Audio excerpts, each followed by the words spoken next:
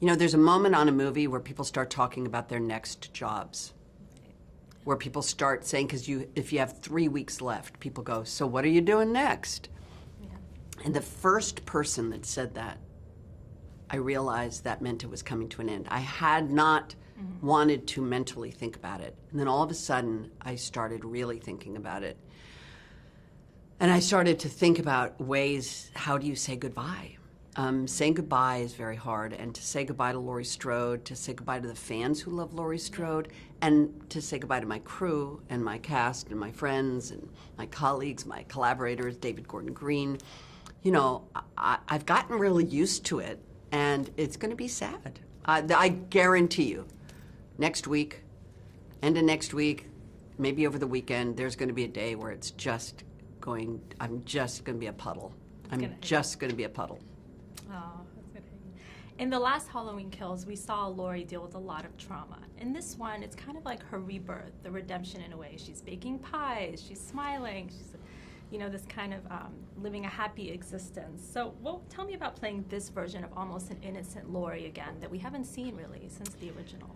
Well, let me say that all of the attempts at happiness, the attempts at sort of reliving life, is an attempt. You know, the Laurie we meet now is the Laurie who has finally had the mental health support that young Laurie never got, and the Laurie we met in 2018 never had. Now, all of a sudden, she's done grief therapy, and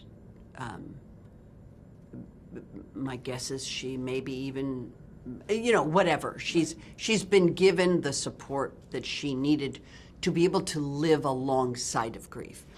Laurie will never be happy. Karen's death, the death of a child, is a permanent pain.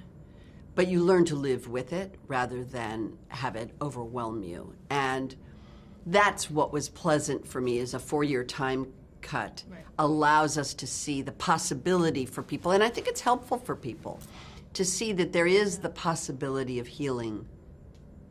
Yeah. Not healed, but healing. Yeah, absolutely. What can fans of the franchise have to look forward to with Halloween Ends? What can they? Well, it's got everything you want. It's got red meat. It's got plenty of red meat, but it's very much like the first movie, the 1978 movie, which if you watch it again, takes its time. Yeah.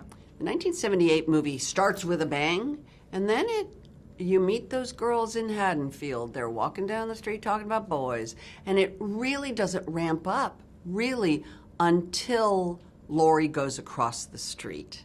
And at that point, the kill count has started. Yeah. And this movie is similar. It has a similar rhythm, and David takes his time, and he introduces a new character who's misunderstood. So it's a very different movie, but we've now had enough reaction from around the world where people feel it's also the perfect movie to end the whole story.